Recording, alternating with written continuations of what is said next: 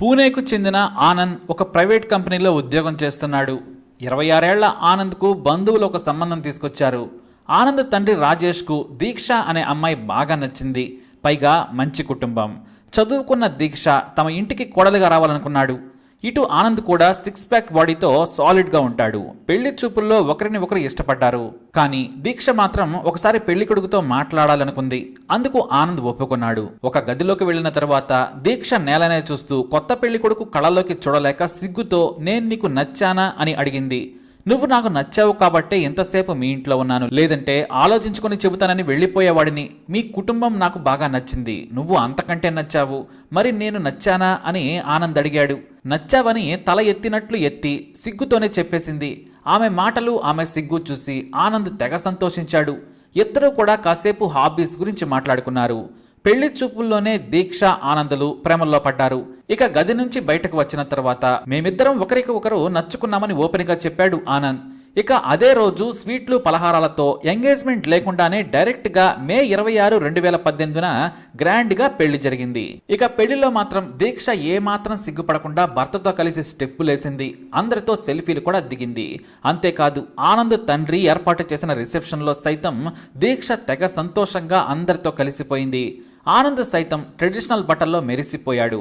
మొత్తానికి made for each అదర్లా ఉన్న జంటకు బంధువులంతా పండగలా పెళ్లి చేశారు. దీక్ష తండ్రి భారీగా కట్నం ఇచ్చుకొని కనీసం 54 తులాల బంగారాన్ని కనుకగా ఇచ్చాడు. ఎందుకంటే తన కూతురి బరువు 54 కిలోలని చెప్పి మరి గోల్డ్ ఆర్నమెంట్స్ తో కూతురుని ముంచెత్తాడు. నేను బంగారంలా పెంచుకున్నాను, నా కూతురును నీ చేతుల్లో పెడుతున్నానని ఆనంద్ను పట్టుకుని బోరున వెలపించాడు. నేను మీ కూతురును ప్రేమగా చూసుకుంటానని ఆనంద్ భరోసా ఇచ్చాడు.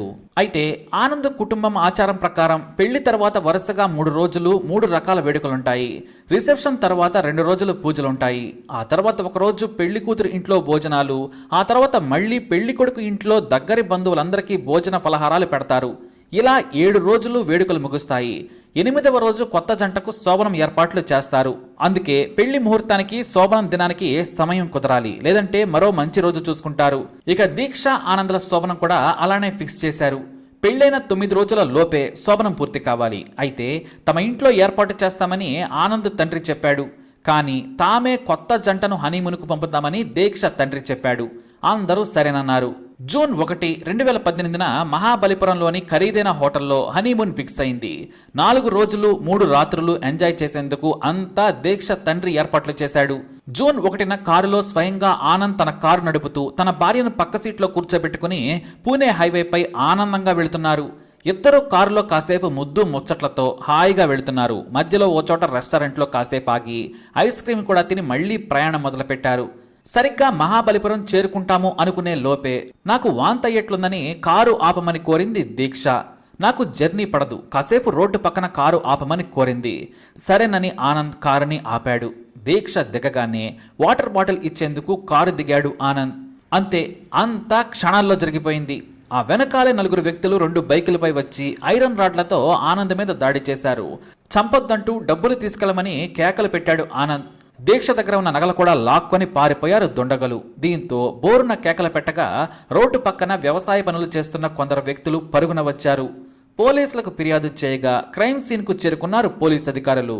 ఇక దీక్షకు ఏం చేయాలో అర్థం కాలేదు. ఏడుస్తూ తన కథ మొత్తం చెప్పుకొచ్చింది. హనీమూన్కు వెళ్తుండగా వాంతి వస్తుందని కారు దిగగానే దాడి చేసి ఆనంద్ను చంపారని దీక్ష పోలీసులకు చెప్పింది. దొంగలు ముసుగులు వేసుకుని ఉన్నారని ఏడుస్తూ చెప్పింది. నిన్నేమీ అనలేదా అని పోలీసులు ప్రశ్నించగా తాను నగలు డబ్బు మొత్తం ఇచ్చేసి దండం పెడితే వదిలేశారని చెప్పింది. ఇక పోలీసులు దొంగల కోసం వేట మొదలుపెట్టారు. 4 యువకులు దీక్ష ఆనంద్ కారును పూణే నుంచి వెంటాడినట్లు సీసీటీవీ ఫుటేజీలను పరిశీలించగా తేలింది. అయితే వాళ్ళు ఎవరో మాత్రం ఎవ్వరికీ తెలియలేదు. ఇక ఈ వార్త ధావాణంలా వ్యాపించింది. పూణేలో కొత్త పెళ్లి కొడుకు హత్య సంచలనం కలిగించింది. హనీమూన్కు వెళ్తుండగా హత్య చేశారని మీడియాలో వార్తలు రావడంతో జనం సోషల్ మీడియాలో జస్టిస్ ఫర్ న్యూ కపుల్ అంటూ మెసేజ్లు పెట్టి హడలగొట్టారు. దీంతో సతారా క్రైమ్ బ్రాంచ్ కేసును టేక్ ఓవర్ చేసింది. ఇక ఆ టీం మొత్తం ఎంక్వైరీ చేసింది.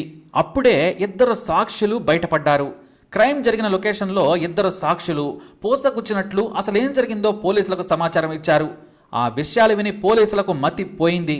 ఇక ఆ 2 చెప్పిన దాని ప్రకారం చూసుకుంటే ఆ సమయంలో మొదట వర్షం పడడంతో పొలం దగ్గరకు చేరుకున్నాం.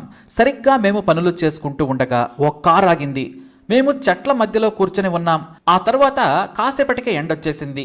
కాసేపాగి వెళదాంలే అని మాట్లాడుకుంటూ ఉన్నాం. అయితే ఆ కారు చప్పుడు విన్న తర్వాత ఏవో కేకలు వినిపించాయి. మేము వెంటనే బయటకొచ్చి చూశాము. నలుగురు దుండగులు ఒక వ్యక్తిని విపరీతంగా కొట్టి చంపారు. కానీ అతని పక్కన పట్టుచీరలో ఉన్న మహిళ ముందు ఏడవలేదు. వాళ్ళు ఆ వ్యక్తిని చంపుతుంటే దూరంగా నిలబడి చూసింది.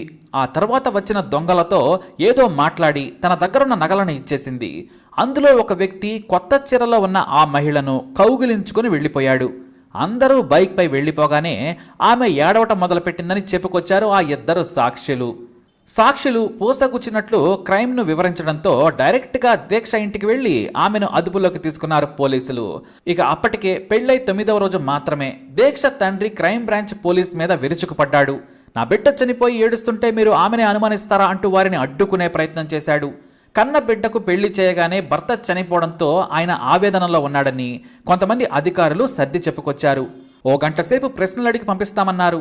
ఆ తర్వాత కూతురి వెంట స్టేషన్లకు తండ్రి కూడా వెళ్ళాడు. పోలీసులకు ముందు కహానీలు చెప్పింది దీక్ష. ఆ తర్వాత ప్రత్యక్ష సాక్షి చెప్పిన వివరాలను మొత్తం దీక్షకు చెప్పారు. దీంతో దాదాపు 12 గంటల విచారణ తర్వాత తానే ఆనంద్ను చంపించానని ఒప్పుకుంది. అసలు ఎందుకు చంపింది అనే దానిపై దీక్ష కూడా పోసకొచ్చినట్లు చెప్పింది. దీక్ష తమ కాలనీలో ఉండే నిఖిల్ అనే యువకుడిని ఇష్టపడింది. దాదాపుగా డిగ్రీ చదివే కాలం నుంచే వాళ్ళు ప్రేమించుకున్నారు. దీక్ష కేవలం నిఖిల్ను పెళ్లి చేసుకోవడం కోసం ఉద్యోగంలో జాయిన్ అయింది. ఆమెకు పెళ్లి సంబంధాలు చూస్తున్న తరుణంలో నిఖిల్తో ఉన్న తన ప్రేమ గురించి ఇంట్లో చెప్పింది దీక్ష. కానీ ఇంట్లో అస్సలు ఒప్పుకోలేదు.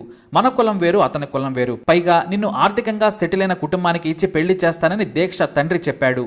మమ్మల్ని కాదని నువ్వు వెళితే నేను ఆత్మహత్య చేసుకుంటాను, ఎందుకంటే నువ్వు నిఖిల్తో లేచిపోయిన తర్వాత ఈ కాలనీలో తలెత్తుకుని బ్రతకలేనని చెప్పి కన్నీళ్లు పెట్టుకున్నాడు. ఈ విషయంపై ఇంట్లో గొడవలు కూడా జరిగాయి. దీక్ష సోదరులు సైతం ఆమెకు గట్టిగా వార్నింగ్ ఇచ్చారు. ఏదో ఒక రోజు తమ ప్రేమను ఇంట్లో ఒప్పుకుంటారులే అని దీక్ష నిఖిల్ తమ స్నేహితుల సాయంతో ఒక గుడిలో రహస్యంగా పెళ్లి కూడా చేసుకున్నారు.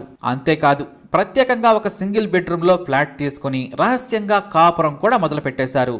అయితే దీక్ష ప్రవర్తన అనుమానాస్పదంగా అనిపించడంతో ఆమె తండ్రి తొందరగా ఆమె లేచిపోకముందే పెళ్లి చేసి పంపేయాలనుకున్నారు.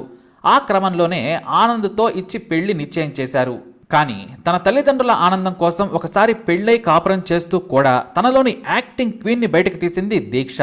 పెళ్లి వేడుకలో హాయిగా ఎంజాయ్ చేసి ఏకంగా హనీమూన్ కోసం వెళుతూ కొత్త భర్తను హత్య చేయాలని ప్లాన్ చేశారు దీక్ష నిఖిల్. అందుకోసం పెళ్లికి ముందు ఆ తర్వాత 7 రోజుల వేడుకలో తెగ నటించింది దీక్ష. ఫోటోలతో అందరినీ ఆకర్షించింది, నవ్వులతో ముంచెత్తింది. అంతెందుకు, కొత్త పెళ్లి కొడుకుని రొమాంటిక్ టచ్తో మైమరిచేలా చేసింది. తమ కూతురును బాగా చూసుకోవాలని ఆమె తల్లిదండ్రులు, సోదరులు ఏడుస్తూ దీక్ష చేయిని ఆనంద్ చేతిలో పెట్టారు. కానీ ఇక్కడ సీన్ రివర్స్ అయింది. భార్య భర్తను చంపేందుకు ప్లాన్ చేసింది. ఇక హనీమూన్కు బయలుదేరగానే వారి కారును నిఖిల్ తన స్నేహితులతో బైకుల మీద ఫాలో అయ్యారు. ముందుగానే ఎవరో లేని చోట కారును ఆపిస్తానని చెప్పింది. ఆ సమయం కోసం వెయిట్ చేసింది. దూరంగా బైకులపై ఫాలో అవుతూ సమయం కోసం వేచి చూశారు. నిఖిల్ తీసుకొచ్చిన స్నేహితుల్లో ఒక కిరాయి హంతకుడున్నాడు. అతని పేరు పొండ. ఇతనికి 5 లక్షల సుపారీ ఇచ్చి ప్లాన్ చేశాడు. వారితోనే బైక్పై వస్తూ హత్య చేసే వరకు ఉండి మళ్లీ వెళ్ళిపోయాడు. అలా హనీమూన్ను ఊహించుకొని కొత్త జీవితాన్ని ఆస్వాదిద్దామని ఆనందంగా బయలుదేరిన ఆనంద్ దారుణంగా హత్య చేయబడ్డాడు. మరోవైపు తన కూతురుకు ముందే పెళ్లైందని, ఆమెనే అల్లుడిని చంపిందని పోలీసులు ప్రకటించగానే ఆమె తండ్రి బోరున విలపించాడు. ఎలాంటి అభంశుభం తెలియని ఆనంద్ను చంపడంతో వారి కుటుంబ సభ్యులు కన్నీరు మున్నీరయ్యారు. నీ పెళ్లి కోసం మరో వ్యక్తిని చంపుతావా అంటూ ఆనంద్ బంధువులు, ఇతర సామాన్య జనం కూడా దీక్ష ఇంటిపై దాడికి దిగారు. దీంతో వరుసగా వారం రోజులు పోలీసుల భద్రత ఏర్పాటు చేయాల్సి వచ్చింది. హనీమూన్కు వెళ్తూ భర్తను చంపిన దీక్షను చూసి జనం చీకొట్టారు. ఇలాంటి నీచురాలికి ఉరివేయాలని నినందించారు. అంతేకాదు, పెళ్లికి హాజరైన దీక్ష బంధువులు సైతం ఆమె తీరును చూసి అసహ్యించుకున్నారు. బంగారం లాంటి ఆనందం చంపిందని దుమ్మెత్తిపోశారు. మరి ఈ హనీమూన్ రాక్షస్కి ఎలాంటి శిక్ష పడాలి? మీ అభిప్రాయాన్ని కమెంట్ ద్వారా తెలియజేయండి. అలాగే ఇలాంటి ఇన్ఫర్మేషన్స్ కోసం వీడియోని లైక్ చేయండి, షేర్ చేయండి, మా ఛానల్ని సబ్స్క్రైబ్ చేసుకోండి.